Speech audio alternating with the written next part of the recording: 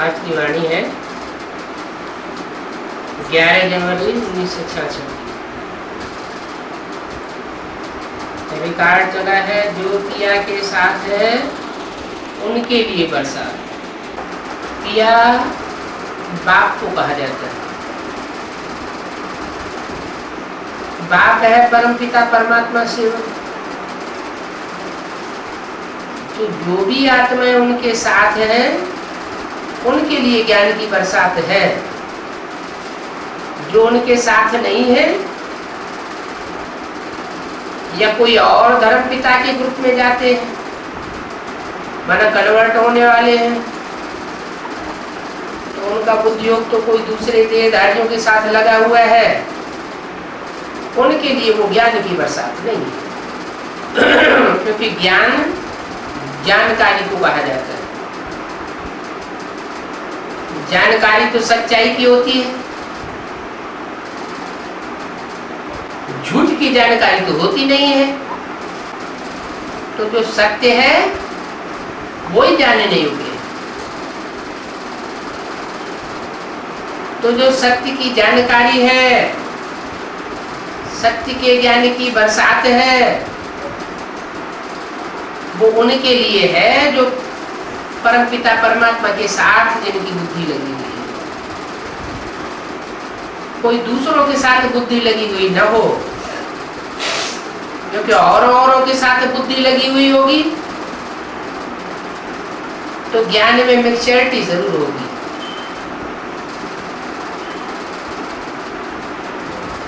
जैसे सागर के ऊपर में बादल होते हैं, तो बादल का बाप हुआ सागर।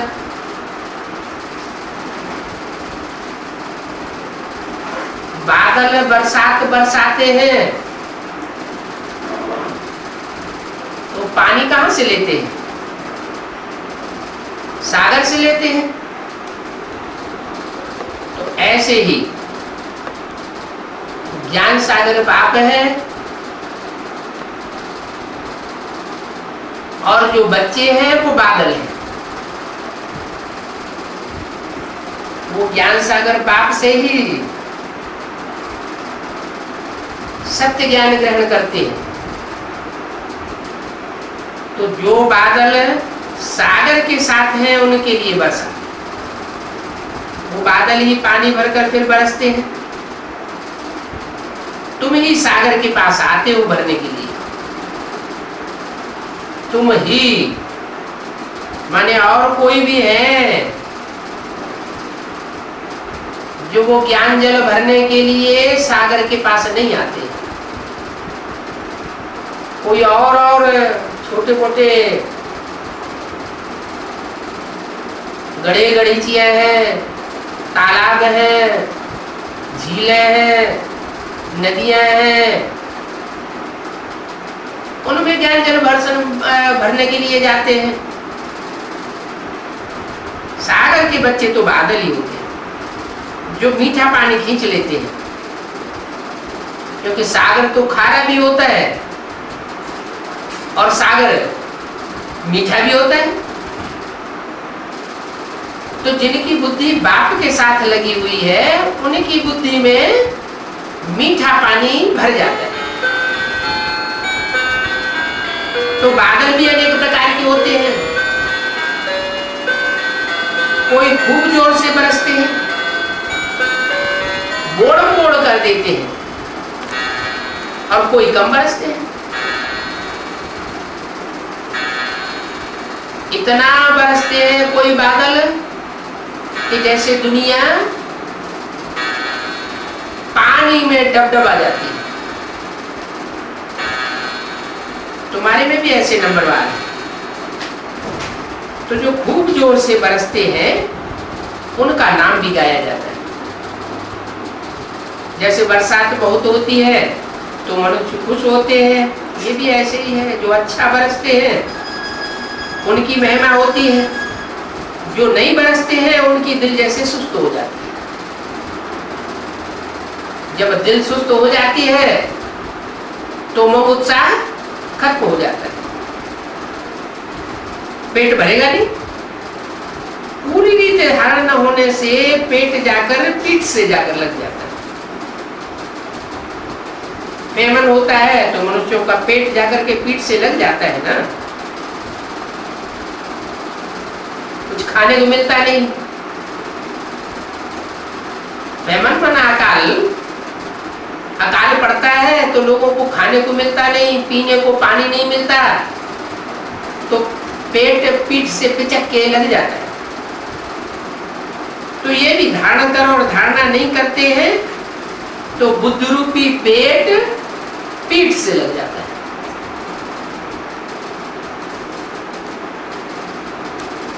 खूब बरसने वाले जाकर के राजा रानी बनेंगे, क्योंकि बहुतों को सुख देते हैं, बहुतों को भरपूर कर देते हैं। और जो गरीब, वो गरीब बनेंगे।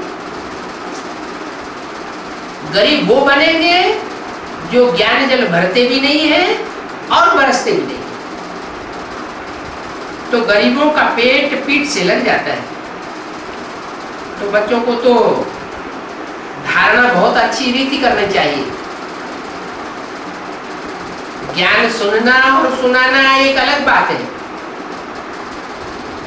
लेकिन उसको जीवन में धारण करना, प्रैक्टिकल में लाना, ये अलग बात हो जाती है। धारणा करने से प्राप्ति होगी। जो धारण करेगा वो दूसरों को धारण भी कराएगा। तो आत्मा परमात्मा का ज्ञान कितना सहज है। तुम अब समझते हो हमारे में भी आत्मा परमात्मा दोनों का ही ज्ञान नहीं था, तो पेट पीठ से लग गया था। मुख्य है आत्मा परमात्मा की बात। मनुष्य आत्मा को नहीं जानते हैं, तो जो आत्मा को ही नहीं जानते वो परमात्मा को कैसे जानेंगे। पहले स्वयं को तो जाने, फिर स्वयं के बाप को जाने। इतने बड़े बड़े विद्वान आचार्य पंडित हैं, कोई भी आत्मा को नहीं जानते। किसी के मुख से कब सुना कि आत्मा ज्योति बिंदु है, सितारे मिसल है, और आत्मा की यादगार में हम बिंदी लगाते हैं, टीका लगाते हैं, जो आत्मा के भ्रुकुटी के मध्य में टिकने की निशानी है। कभी किसी ने नहीं सुना है। अब तुमको मालूम हुआ है कि आत्मा अविनाशी है, उसमें 84 जन्मों से लेकर के एक जन्म तक अविनाशी पार्ट जुदा हुआ है। कोई आत्मा में 84 जन्मों का भी पार्ट होता है, कोई आत्मा में एक कम से कम एक जन्म का पार्ट होता है। तो जो चलता ही आता है, आत्मा अविनाशी है, पार्ट भी अविनाशी है। जिस आत्मा में, जिस आत्मा रूपी रिकॉर्ड में एक जन्म का पार्ट भरा होगा, वो रंगमंच पर आकर एक जन्म का पार्ट बजाएगी। और जिसमें 84 जन्म का पार्ट भरा होगा या कम जन्मों का पार्ट भरा होगा, तो वो उतने जन्म का पार्ट बजाएगी। तो बड़े बड़े विद्वान पंडित हैं, विलायत में भी जाते रहते हैं, बड़े बड़े गुरु हैं, परंतु ये नहीं समझते कि हमको आत्मा का ज्ञान ही नहीं। अलग अलग बातें बोलते रहते हैं। कोई कहते हैं आत्मा अंगुष्ठा मिसल है, कोई कहते हैं आत्मा हवा है, कोई कहते हैं प्राणवायु है। प्राणवायु, उदान वायु, अपान वायु, अलग अलग तरीके से बोलते रहते हैं। तुम समझते हो आत्मा का ही ज्ञान नहीं है, तो परमात्मा का ज्ञान उनको कैसे हो सकता है। बाप ही आकर आत्मा परमात्मा का ज्ञान देते हैं। आत्मा कैसे ऑलराउंड पार्ट बजाती है ये किसी को पता नहीं है। वो तो आत्मा सो परमात्मा कह देते हैं। अरे आत्मा 84 के चक्कर में आती है, परमात्मा भी क्या 84 के चक्कर में आता है। अगर आत्मा सु परमात्मा तो 84 के चक्कर में आना चाहिए। फिर कह देते हैं परमात्मा जन्म मरण के चक्र से नहीं आ रहा है, वो अभोक्ता है, अकर्ता है, तो कोई बात फिटी ही नहीं बैठती।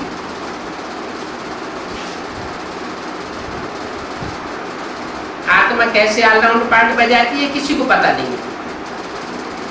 तुम बच्चों को अभी आदि से लेकर के अंत तक पूरा ज्ञान है, वो तो ड्रामा की आयु भी लाखों वर्ष कह देते हैं। अभी तुमको सारा ज्ञान मिला है, तुम जानते हो इस बाप के रचे हुए ज्ञान यज्ञ में सारी पुरानी दुनिया स्वाहा होनी। कौन सी पुरानी दुनिया? जो झूठा ज्ञान सुनाती है, झूठी धारणाएं कराती है, सारी दुनिया में झूठी झूठ में रही, झूठ सच की रखती नहीं रह जाती। तो बाप जो ज्ञान यज्ञ रचते हैं उसमें ऐसी विनाश ज्वाला निकलती है कि ये सारा झूठ और झूठ खंड सब खलास हो जाते हैं। इसलिए बाप कहते हैं देह सहित जो कुछ भी है वो सब भूल जाओ।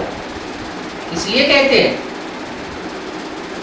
क्योंकि अब ये दुनिया देह और देह के संबंधों की दुनिया, पदार्थों की दुनिया, ये खलास होने वाली है।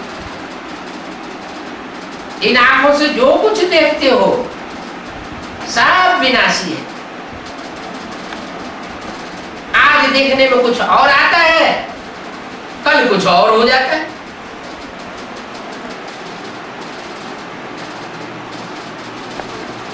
अपन को आत्मा समझो, बाप को और शांति धाम स्वीट होम को याद करो। ये तो है दुख धाम। ये भी तुम्हारे लिए नंबरवार पुरुषार्थ अनुसार समझा सकते हैं। क्या?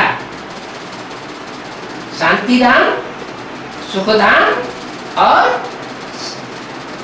दुख धाम। किसको किसको याद करना है? शांति धाम और सुख धाम को याद करना है और दुख धाम को भूल जाना है।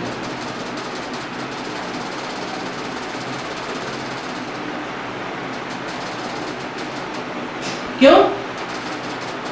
क्योंकि जैसे को याद करेंगे जन्म जन्मांतर वैसे ही प्राप्ति करते रहेंगे। सुखधाम को याद करेंगे, कोई की याद का परसेंटेज सुखधाम की स्टेज का ज्यादा है तो जन्म जन्मांतर सुख में रहेगा, और कोई की याद की परसेंटेज शांति धाम की ज्यादा है तो जन्म जन्मांतर शांत स्टेज में रहेगा, और कोई की याद का स्टॉक दुखों का है। ये दुख मिला, वो दुख मिला, ये परेशानी, वो परेशानी, बीमारी, ये है, वो है, रोते ही रहते हैं। तो जन्म जन्मांतर उनको क्या मिलेगा? अंत मते सुगते हो जाएगी।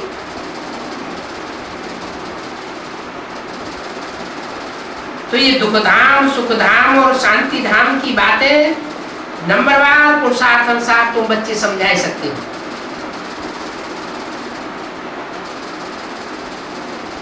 अब तुम ज्ञान से तो भरपूर हो। क्या 66 की वाणी है?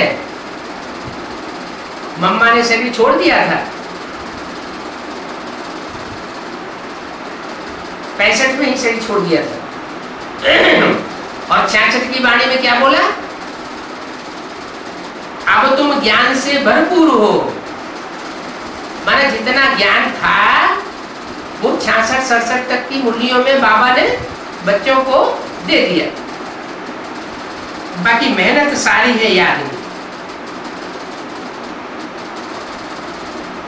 जन्म जन्मांतर का देह अभिमान मिटकर देही अभिमानी बने, इसमें बड़ी मेहनत है। कहना तो बड़ा सहज है, परंतु अपन को आत्मा समझ और बाप को भी बिंदु रूप में याद करना है। क्या कहा? बाप का जो देह अभिमानी रूप है वो याद नहीं करना है। कौन सा रूप याद करना है? देह अभिमानी रूप कौन सा? जब प्रजापिता ब्रह्मा में शिव की प्रवेशता नहीं होती है तो वो देह अभिमानी होता है, और जब उनमें शिव की प्रवेशता होती है तो क्या हो जाता है? निराकारी हो जाता है। तो कौन से रूप को याद करना है? जो बाप का निराकारी रूप बिंदु रूप है, देखने से ही दिखाई पड़ता है कि हाँ ये बिंदु है। जैसे और धर्म पिताएं भी सब बिंदु हैं।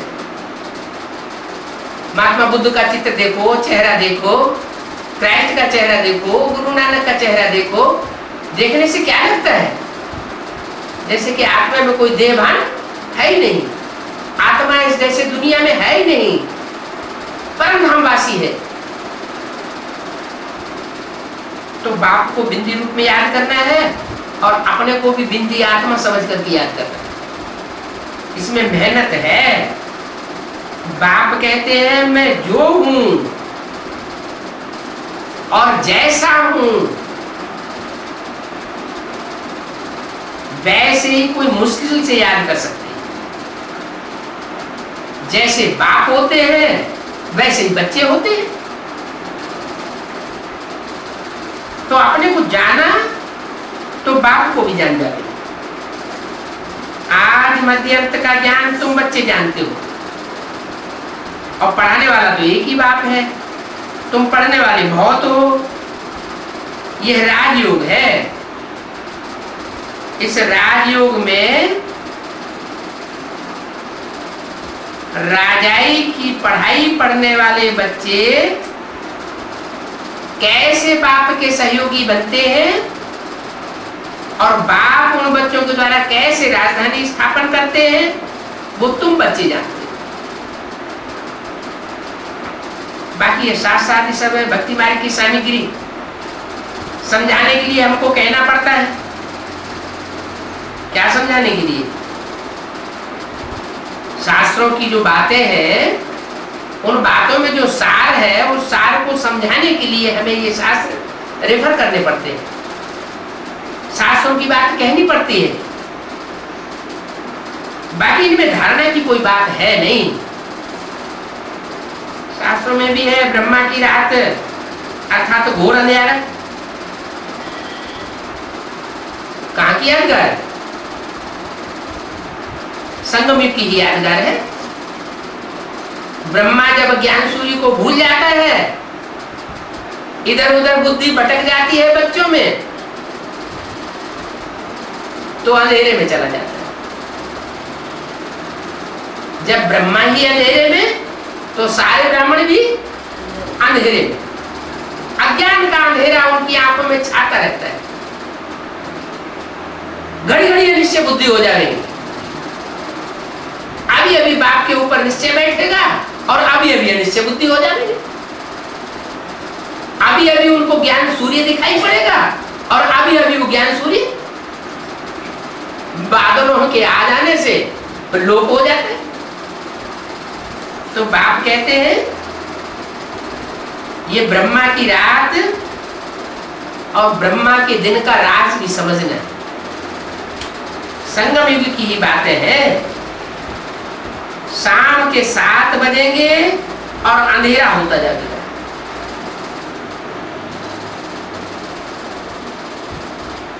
सनसेट पॉइंट यादगार बनी हुई है। कहां? माउंट आबू में यादगार बनी हुई है।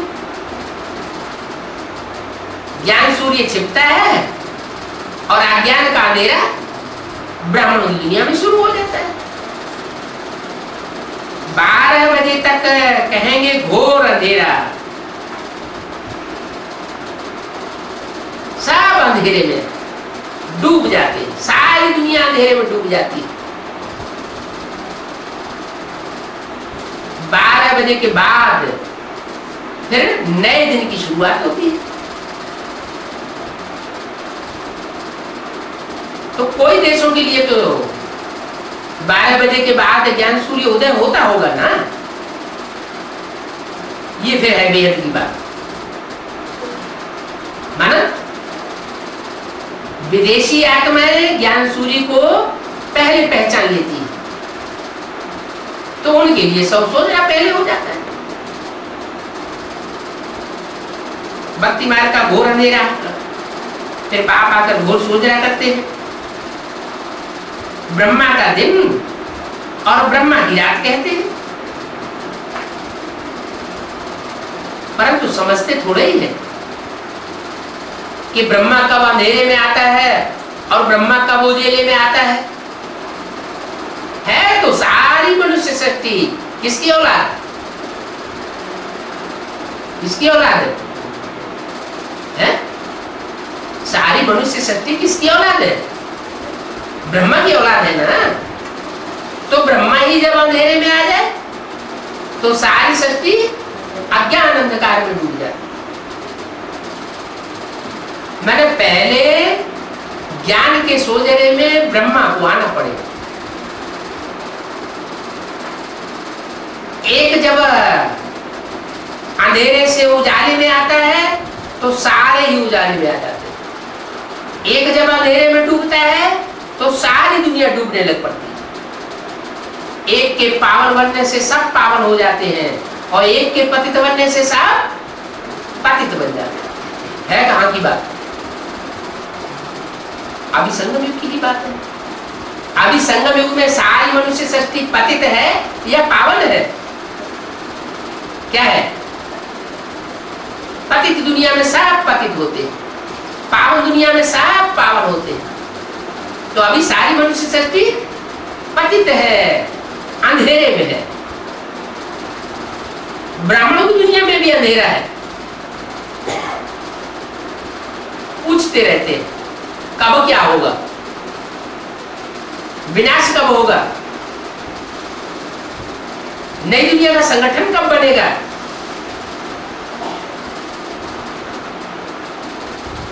तो बाप ज्ञान सूर्य है। ज्ञान सूर्य जब गर्म होता है तो सागर में से जो भाप उठती है उससे बादल तैयार हो जाते हैं। चंद्रमा रोशनी किससे लेता है? सूर्य से रोशनी लेता है। तो ये ज्ञान की रोशनी जो ज्ञान सूर्य से मिलती है, ज्ञान चंद्रमा को, वो ज्ञान चंद्रमा ज्ञान सूर्य से रोशनी क्यों नहीं लेता? अंधेरे में क्यों रहता है? जरूर चंद्रमा के ऊपर पृथ्वी का परछाया पड़ता है। क्या? पृथ्वी माना धरणी, धरणी माने कन्याएं माताएं। जो ज्ञान में चलने वाली कन्याएं माताएं हैं उनका, उनकी छाया, परछाया ब्रह्मा रूपी ज्ञान चंद्रमा के ऊपर पड़ जाती है। उन कन्याओं माताओं के प्रभाव में आ जाता है और ज्ञान सूर्य से विलय हो जाता है, अंधेरे में आ जाता है। ये रात और दिन आधा आधा होता है। आधा समय ब्रह्मा का दिन, आधा समय ब्रह्मा की रात। सतयुग के बाद फिर सीढ़ी उतरना होता है। तो कितना सहज समझाया जाता है, परंतु मनुष्य समझते कहां है? अपन को अथॉरिटी कितनी बड़ी समझते हैं। वेद और शास्त्रों की अथॉरिटी गोया भक्ति मार्ग, भक्ति मार्ग की अथॉरिटी ठहरी। उनको ऑलमाइटी अथॉरिटी तो नहीं कहेंगे। किनको? जो भी वेद शास्त्रों की अथॉरिटी हैं उनको ज्ञान मार्ग की अथॉरिटी नहीं कहेंगे। वो सिर्फ अथॉरिटी है भक्ति मार्ग की। बाप को ऑलमाइटी अथॉरिटी कहा जाता है। वो ऑलमाइटी बाप ही अथॉरिटी है ना कि ये शास्त्र पढ़ने वाले। वो तो ऑलमाइटी का अर्थ भी नहीं समझते। वो तो समझते हैं कि वो बड़े समर्थ। भगवान इतने समर्थ है कि जो चाहे सो कर सकते हैं। अब भगवान क्या जादूगरों बाजीगरों की तरह कोई छुमंतर काली करेगा क्या? 11 की 66 की वाणी का दूसरा पेज। बाप तो कहते हैं जैसे तुम इस ड्रामा के बंधन में बंधे हुए हो, ये 5000 वर्ष का जो ड्रामा है ना, इसमें जैसे तुम बंधन में बंधे हुए हो, ऐसे मैं भी ड्रामा के बंधन में बांधा हुआ हूं। मैं भी ड्रामा के बरखिलाफ कोई काम नहीं कर सकता, जो चाहे सो नहीं कर सकता।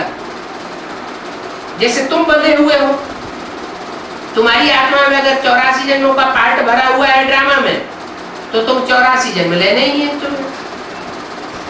ऐसे ही मेरी आत्मा में भी 84 जन्मों का तो पार्ट नहीं बंधा हुआ है, लेकिन मैं इस ड्रामा के बंधन में बांधा हुआ जरूर हूं। एक जन्म के लिए आकर के तुम बच्चों को माला माला आकर के बनाता हूं, ये मेरा पार्ट है ज्ञान सुनाने का और पतितों को पावन बनाने का।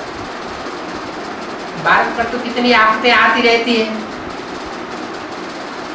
तो द्वापर युग से लेकर के कलयुग के अंत तक कितनी आफतें आती हैं भारत पर, कितने आक्रमण होते हैं विदेशियों के। तो क्या मैं घड़ी घड़ी आता रहता हूं? नहीं, मेरे पार्ट की भी लिमिट है। हर युग में मैं नहीं आता हूं, मैं सिर्फ कलयुग के अंत और सतयुग का आदि जब होना होता है तो संगम पर आता हूं, जब ये सृष्टि पूरा दुखधाम बन जाती है। पूरा दुखधाम बने तब मैं आऊं। एक सेकंड का भी फर्क नहीं पड़ सकता मेरे आने में। इतना तक ड्रामा के बंधन में बांधा हुआ हूं। ड्रामा में हर एक का एक्यूरेट पार्ट जुड़ा हुआ है। ये है हाईएस्ट बाप का रीइंकार्नेशन। फिर नंबर बार और सब आते हैं कम ताकत वाले, माना जो सब बापों का बाप है, सब धर्म पिताओं का पिता है, वो है फर्स्ट नंबर धर्म पिता। अव्वल नंबर देवता धर्म की स्थापना करता है। बाद में जो द्वापर युग से धर्म पिताएं आते हैं वो है सब नंबर बार।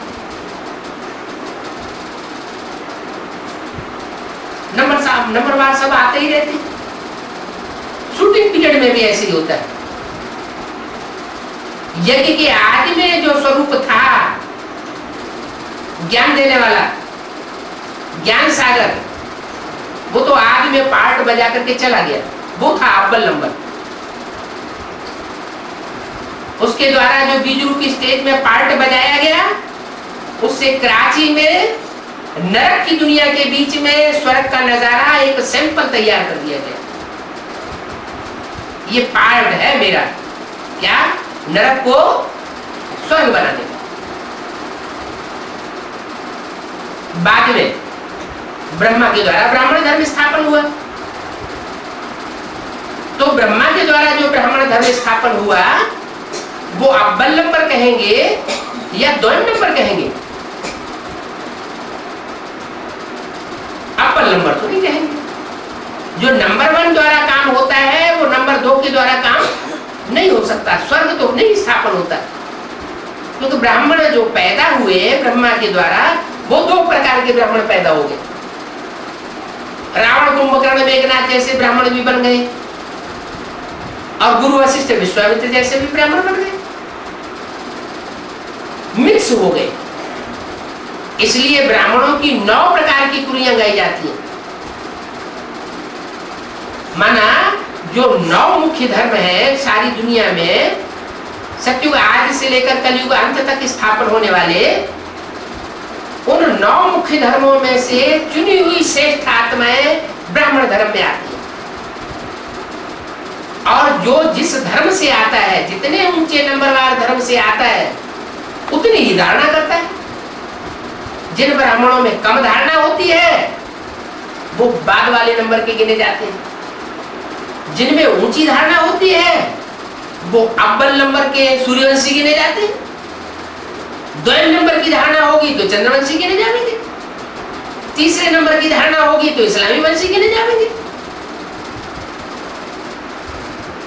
तो नंबर वार सब आते हैं कम ताकत वाले। ड्रामा में हीरो हीरोइन पार्टधारी होते हैं, फिर पिछाड़ी में सब नंबरवार रहते हैं। क्या कहा? ड्रामा कोई होता है तो उसमें अव्वल नंबर पार्टधारी कौन होता है? उसको क्या कहते हैं? अरे हीरो कहते हैं ना, वो हुआ अव्वल नंबर। फिर 2 नंबर का पार्टधारी कौन हुआ? है? कौन हुआ? हीरो के बाद हीरोइन। तो यहाँ हीरो कौन है और हीरोइन कौन है ब्राह्मणों की संगमी दुनिया में? ब्राह्मणों की जो वर्तमान समय संगमी की दुनिया चल रही है, उसमें हीरो पार्टधारी कौन है और हीरोइन के रूप में पार्टधारी कौन है?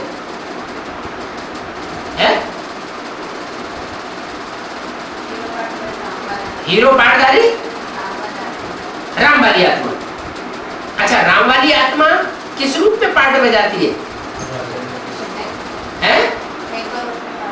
शंकर के रूप में पार्ट, एवरलास्टिंग। शंकर का पार्ट बीच का है या अंतमते सुगते का है? अंतिम पार्ट क्या है संपन्न स्टेज का? लक्ष्मी नारायण, नारायण और लक्ष्मी। तो लक्ष्मी नारायण जो पार्टधारी है वो हीरो हीरोइन है। तो अभी तुम बच्चों को कितनी नॉलेज मिलती है? ये हीरो हीरोइन पार्टधारी ब्राह्मणों की संगमी की दुनिया में प्रत्यक्ष होते हैं ना। तुम विश्व के मालिक बन जाते हो जब तुम हीरो के रूप में संसार में प्रत्यक्ष होते हो, तो तुम तो विश्व के मालिक बन जाते हो।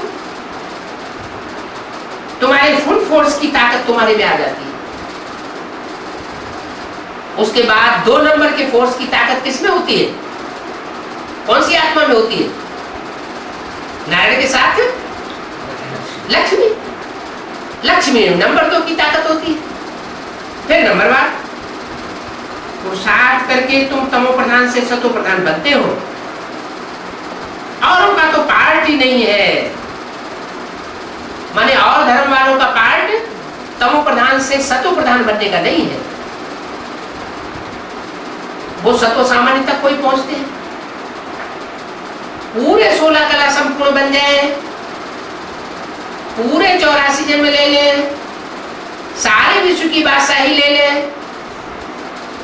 ये और धर्म की आत्माओं का काम नहीं है जो औरों से पढ़ाई पढ़ते हैं। तुम सिर्फ एक को याद करते हो, एक के संग रंग लगाते हो, एक से पढ़ाई पढ़ते हो, तो तुम्हें पूरी प्राप्ति होती है। तुम्हारे फुल फोर्स की ताकत आती है। पुरुषार्थ कर तुम तो सतो प्रधान बन जाते हो ना। Wonder of the world number 1 है।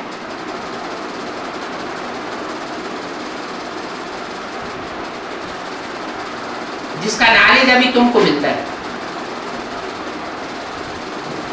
बाकी तो सब है मटेरियल, क्योंकि वो सब इन आंखों से देखा जाता है। वंडर ऑफ वर्ल्ड तो बाबा है जो फिर स्वर्ग रचते हैं। सारी दुनिया में सबसे जास्ती वंडरफुल पार्ट किसका है?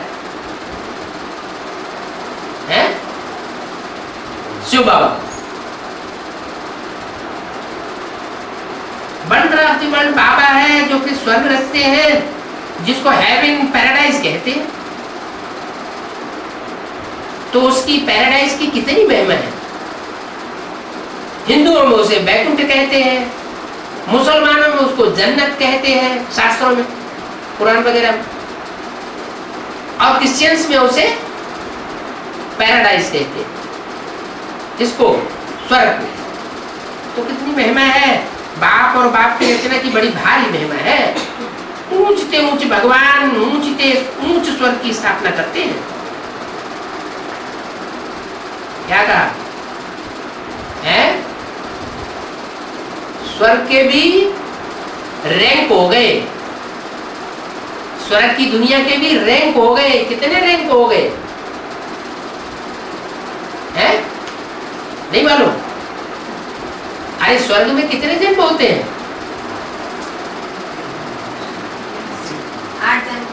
21 जन्म होते हैं ना, है? स्वर्ग में 21 जन्म होते हैं, उसमें सैनी स्वर्ग भी मिक्स है। अगर फुल स्वर्ग कहें तो सत्युग है। सत्युग में कितने जन्म होते हैं? 9 जन्म होते हैं। क्या? जो अव्वल नंबर स्वर्ग है उसमें 9 जन्म होते हैं। एक तो डायरेक्ट नर से नारायण बनने वाले विश्व के मालिक, उनका भी स्वर्गीय संगठन बनता है। फिर उनसे जन्म लेने वाले राधा कृष्ण जो 16 कला संपूर्ण बनते हैं, उनका भी अव्वल नंबर स्वर्ग कहेंगे। उसके बाद जो नारायण आते हैं वो कम कलाओं वाले आते हैं, उनको फिर नंबरवार स्वर्ग रचने वाला कहेंगे। क्यों वो नंबरवार क्यों बन जाते हैं? इसलिए नंबरवार बन जाते हैं कि वो दूसरों के प्रभाव में आ जाते हैं, दूसरे धर्म गुरुओं की बातों में आ जाते हैं और बाप की मत को छोड़ देते हैं। जैसे अभी एडवांस पार्टी है और बेसिक पार्टी है। भगवान की जो बोली हुई मुरली है उस मुरली को ज्यादा महत्व कौन देते हैं? एडवांस पार्टी ज्यादा महत्व देती है। तो भगवान की बोली हुई वाणी को जो ज्यादा महत्व देगा वो ऊंचा पद पाएगा ना, कि नंबरवार पाएगा, ऊंचा पद पाएगा। फिर एडवांस पार्टी में भी अगर कोई ऐसे है जो दूसरों की मत पर चल पड़ते हैं तो वो भी नंबरवार हो जाएंगे। माला में उनके भी नंबर गिने जाएंगे। कोई नीचा वर्ग का, कोई ऊंचा वर्ग का हो जाएगा, कोई ऊंचे ग्रुप का होगा।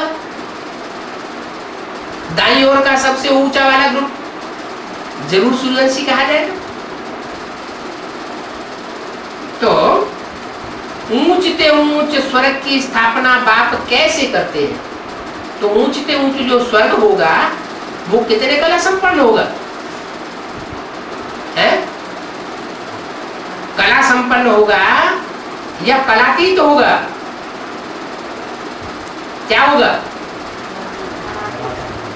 16 कलाओं से भी ऊंची स्टेज का सुख होगा। क्योंकि सत्युग में तो जो स्वर्ग होगा, स्वर्ग का सुख भोगेंगे, वो 16 कला में लिमिट में बंधा हुआ होगा।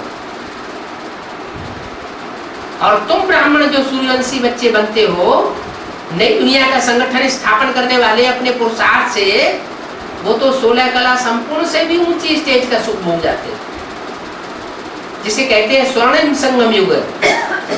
क्योंकि उस समय बाप भी मौजूद होता है। सतयुग में तो बाप मौजूद नहीं होगा, तो उनका सुख बढ़ गया ना। तो ऊंचते ऊंच स्वर्ग की स्थापना बाप कैसे करते हैं, ये कोई कुछ नहीं जानते। कोई माना कौन नहीं जानते? जो दूसरे धर्मों से प्रभावित हो जाते हैं वो इन बातों की गहराई को नहीं जानते। तो मीठे मीठे बच्चे भी पुरुषार्थ अनुसार जानते हो क्या? तुम जानते तो हो है, ऊंचते ऊंच स्वर्ग में जावेंगे तो, लेकिन तुम्हारे भी मर्तबे नंबरवार हो जाएंगे। सब एक जैसा मर्तबा प्राप्त नहीं करेंगे, और जिस अनुसार जानते हो उसी अनुसार फिर पद पाते हो। जिसमें जितना गहरा ज्ञान होगा, जितना ऊंचा ज्ञान होगा, जिसने जितना ज्ञान जात से उठाया होगा, वो उतना ऊंचा पद पाएगा। दुनिया में भी ऐसे ही होता है। जो ज्यादा डिग्रियां पास करता है वो ऊंची कुर्सी पर बैठता है, और जिसने कम पढ़ाई पढ़ी होगी, प्राइमरी स्कूल या मिडिल स्कूल पास किया होगा, हाई स्कूल पास किया होगा, वो चपरासी अपरासी बन जाएगा। ऊंची कुर्सी तो नहीं प्राप्त करता। तो ऐसे यहाँ भी ईश्वरीय गॉडली नॉलेज जो है, इसमें भी जो जितना ज्ञान की गहराई को धारण करता है वो उतना ही उच्च पद पाने वाला बन जाता है। तो जिसने जो पुरुषार्थ किया है ड्रामा अनुसार वही करते रहते हैं। पुरुषार्थ बिना तो कुछ भी मिल नहीं सकता है। कर्म बिना कोई एक सेकंड भी रह नहीं सकता। वो हठ योगी क्या करते हैं, भट्ठी लगाओ। कितने दिन की भट्ठी, 2 दिन की भट्ठी, 3 दिन की भट्ठी, 1 साल की भट्ठी, 3 महीने की भट्ठी। अरे हाथ पांव बांध करके बैठने से, कर्मधारा को छोड़ करके बैठने से क्या प्राप्ति हो जाएगी? अरे कर्मेंद्रियां हैं तो कर्मेंद्रियों से कर्म भी करते रहो और मन बुद्धि से बाप को याद करते रहो। एक होता है जबरदस्ती याद करना और एक होता है सहज सहज स्वाभाविक रूप से याद करना। सच्ची याद कौन सी है?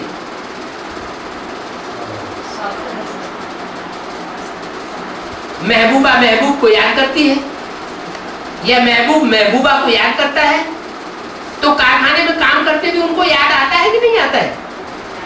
याद आता है। तो वो हुई कर्मधारा। कर्मधारा भी चलती रहे और याद भी चलती रहे, वो हो गया सहज, स्वाभाविक पुरुषार्थ हो गया। तो बाप तुमको सहज राजयोग सिखलाते हैं। वो हठयोगी धर्मगुरु क्या करते हैं? जबरदस्ती भट्टियां बैठाते हैं। अरे भट्टी में जब ज्ञान नहीं होगा असली, तो बिना ज्ञान के भट्टी क्या काम करेगी? किसी को भोजन दे दो ढेर सारा और पानी बिल्कुल न दो तो क्या होगा? है क्या होगा? अग्नि फूक जाएगी, पेट में अग्नि फूक जाएगी। ये है बुद्ध रूपी पेट और ये हमारी है योग की खुराक। सिर्फ कोई योग की खुराक ही बैठ करके खाता रहे और ज्ञान जल बिल्कुल न पिए तो वो खुराक पचेगी नहीं और ही गर्मी पैदा कर देगी और ही बीमारियां पैदा कर देगी। इतना बुद्धि में बीमारियां पैदा होंगी, कोई को दिमाग में ट्यूमर हो जाएगा, अकाली मौत हो जाएगी, कोई का हार्ट फेल हो जाएगा, जैसे कि होते रहते हैं हार्ट फेल। तो बाप कहते हैं ऐसा पुरुषार्थ न करो जोर जबरदस्ती का। जैसे मैं सहज राजयोग सिखलाता हूं, वो सहज राजयोग सीखना चाहिए ना। बाप तो कहते हैं तुम कर्म योगी हो, कर्म इंद्रियों से कर्म भी करते रहो और बुद्धि से याद भी करते रहो। वो हठ योगी होते हैं, प्राणायाम चढ़ाए देते हैं, जैसे जड़ बन जाते हैं, अंदर में पड़े रहते हैं, ऊपर में मिट्टी जम जाती है। क्या अंदर में निश्चेष्ट होकर के पड़े रहते हैं, मन बुद्धि जाम हो जाती है और ऊपर से देह अभिमानी की मिट्टी उनके ऊपर छा जाती है। तो देह अभिमानी की मिट्टी अगर बढ़ती रहे तो ऐसे पुरुषार्थ से फायदा हुआ या नुकसान हुआ?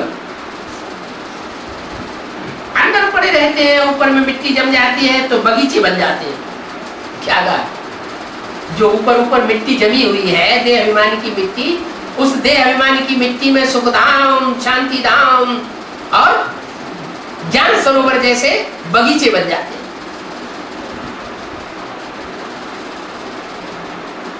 मिट्टी जम जाती है तो ऊपर बगीचे बन जाते हैं। मिट्टी के ऊपर पानी पड़ने से वो पौधे जम जाते हैं, परंतु उसमें कुछ भी फायदा नहीं है। क्या वो ईंटों के सुख धाम, ईंटों के शांति धाम, ईंटों का ज्ञान सरोवर बनाए लो, उससे कोई फायदा होने वाला नहीं है। कितना दिन ऐसे बैठे रहेंगे? आखिर तो भंडा फोड़ होगा कि नहीं?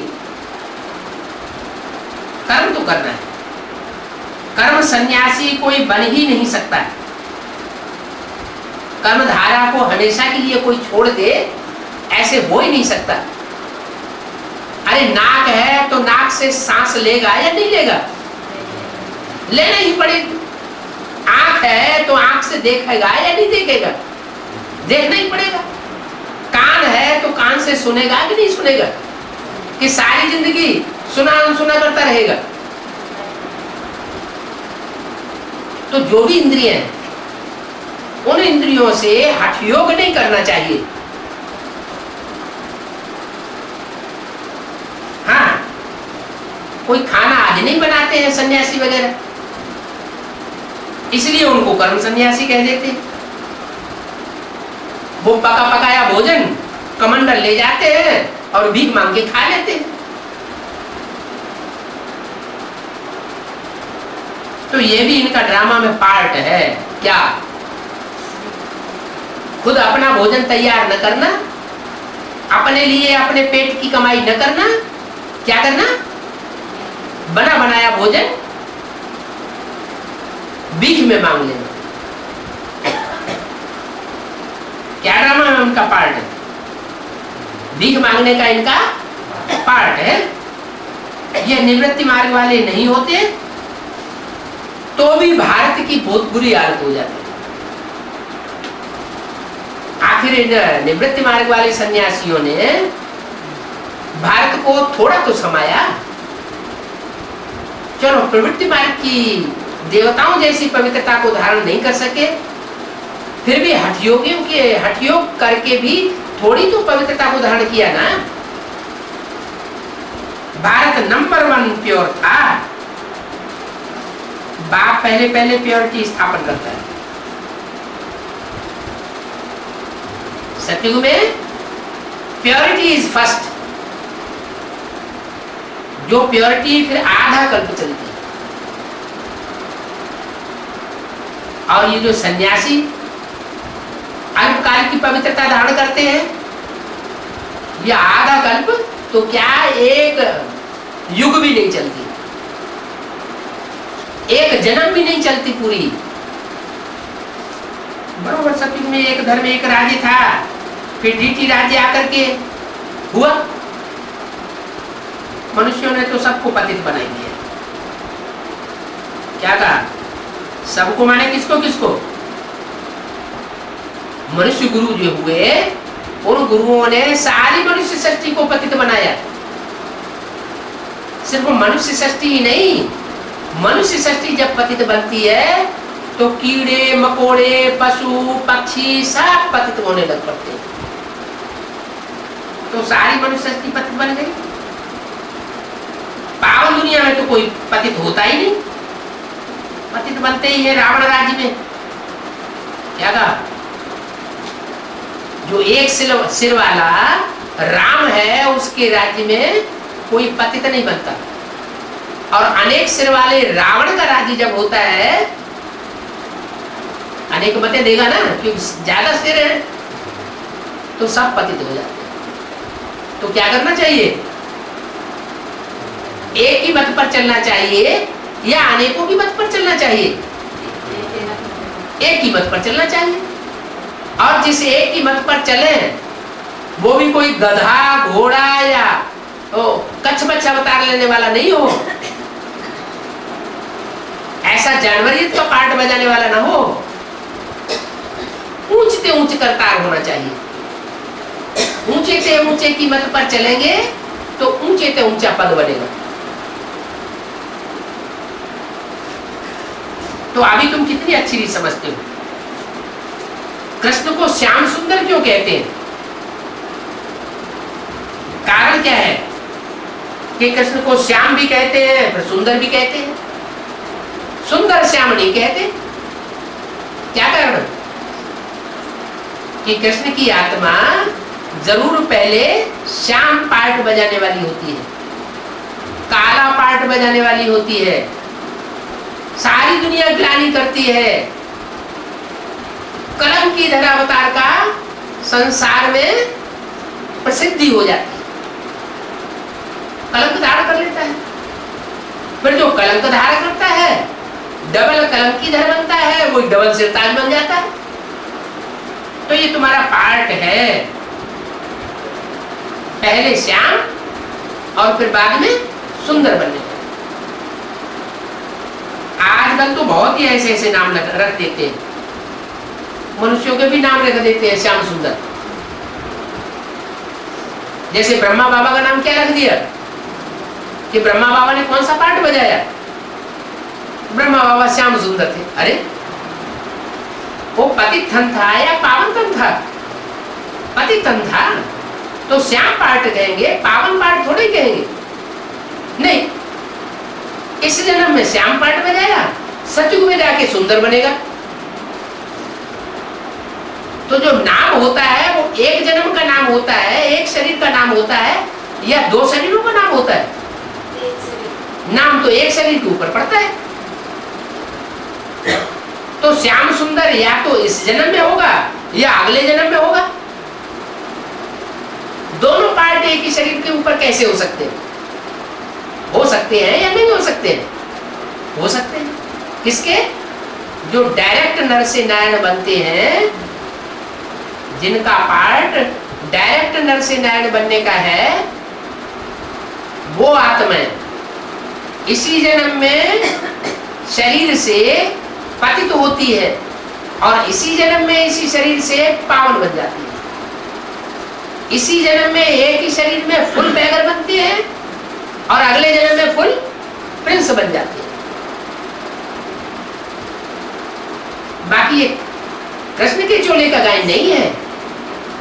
हाँ, कृष्ण का चोला जब शरीर छूट जाता है अंतिम जन्म में, तो वो आत्मा कोई ऐसे ब्राह्मण बच्चे में प्रवेश करती है जो पहले कभी त्रेता में राम थी,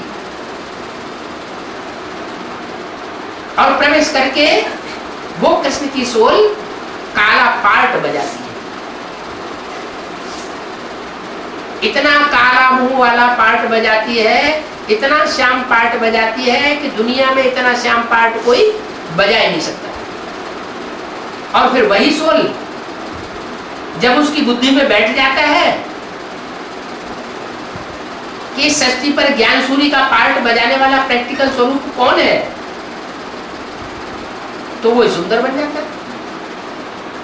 इसलिए बोला, एक के सुंदर बनने से सब सुंदर बन जाते हैं, एक के पतित बनने से सब पतित बन जाते हैं। तो आजकल बहुतों के ऐसे नाम रख देते हैं, सब कोई कृष्ण से कंपटीशन करने लग पड़े। भक्ति मार्ग में तो मनुष्य जैसे इडियट बन जाते हैं। तुम बच्चे जानते हो पतित राजाएं कैसे पावन राजाओं के आगे माथा टेकते हैं। भक्ति मार्ग में पतित राजा होते हैं, जैसे राजा विक्रमादित्य पतित बना तो उसने शिवलिंग बनाया, बाजू में शंकर की मूर्ति रख दी, शंकर देवता की मूर्ति बना करके और उनकी पूजा की। तो पूजा करने वाला पतित हुआ और जिसकी मूर्ति रख दी वो हुआ पावन। ऐसे ही सीढ़ी के चित्र में ये भी दिखाया गया कि आगे चलकर राम सीता की पूजा करते हैं। राम सीता पावन और पूजा करने वाले पतित। ये शूटिंग भी कहाँ होती है? ब्राह्मणों की संगम की दुनिया में इस बात की भी शूटिंग होती है। जिस राम वाले व्यक्तित्व में अंतिम चोले में परमात्मा शिव प्रवेश करते हैं और प्रवेश करके संसार के सामने नारायण के रूप में प्रत्यक्ष होते हैं, तो जो उस स्वरूप को पूरा निश्चयात्मक बुद्धि से नहीं पहचान पाते, वो फिर उसकी पूजा करते हैं। बुलाएंगे, हे पतित पावन आओ, पूजा करेंगे, चिरौरी करेंगे, उसके मंदिर में जाएंगे। मंदिर माना घर। तो जो पतित होते हैं वो पावन के यहाँ जाकर के माथा टेकते हैं। माथा टेकना माना बुद्धि को झुकाना, उनकी बातों को मानना पड़ता है, परंतु जानते थोड़े ही हैं कि हम पतित हैं और हम माथा झुकाने वाले हैं। नहीं जानते हैं तो बार बार अनिश्चय बुद्धि बनते हैं। तुम अभी समझते हो जो पूजित थे वही फिर पुजारी बने हैं, वो फिर भगवान के लिए कह देते हैं कि आप ही पूज्य, आप ही पुजारी। अरे भगवान पूज्य पुजारी थोड़ी बनता है। भगवान तो सदा क्या है? पूज्य है कि एवर पूज्य है? वो तो सदैव एवर प्योर है। वो फिर भगवान के लिए कह देते हैं आप ही पूज्य, आप ही पुजारी। अभी तुम्हारी बुद्धि में ये सारा चक्र है, ये भी याद रहे तो तुम्हारी अवस्था बड़ी अच्छी रहेगी। परंतु माया बच्चों को स्मरण करने नहीं देती है। सदैव हर्षित मुख अवस्था रहे तो तुमको देवता कहा जाएगा। क्या अवस्था कैसी हो जाती है? अभी अभी बड़े खुश, अभी अभी माया लोड़े खिला देती तो चेहरा लटक जाता है। जब चेहरा लटक जाता है तो कहेंगे अब ये देवता पना इनका खलास हो गया। देवता बने ही नहीं है। जो देवता बन जाएगा एक बार तो फिर वो सदैव ही 2500 वर्ष तक वो आत्मा हर्षित मुख चेहरे वाली बनी रहेगी। देवताएं वहां सदैव हर्षित रहते हैं। लक्ष्मी नारायण के चित्र को देख करके कितनी खुशी होती है। तो उन देवताओं के जड़ चित्रों को ही देख करके इतनी खुशी होती है, तो जो चैतन्य में लक्ष्मी नारायण बन जाएंगे या लक्ष्मी नारायण जैसे बन जाएंगे, नारायण समान देवता बन जाएंगे, उनको देखने से कितनी खुशी होगी। राधा कृष्ण अथवा राम सीता को देख करके इतनी खुशी नहीं होती है, लेकिन लक्ष्मी नारायण को देख करके बहुत खुशी होती है। क्यों क्यों इतनी खुशी होती है? क्योंकि लक्ष्मी नारायण में कोई डिफेक्ट नहीं रहता और दूसरे दूसरे जो देवताएं हैं उनमें कुछ न कुछ डिफेक्ट होता है। राम सीता वाली आत्माएं पूर्व जन्म में फेल हो गई तो अभी उनमें कुछ न कुछ डिफेक्ट जरूर होगा।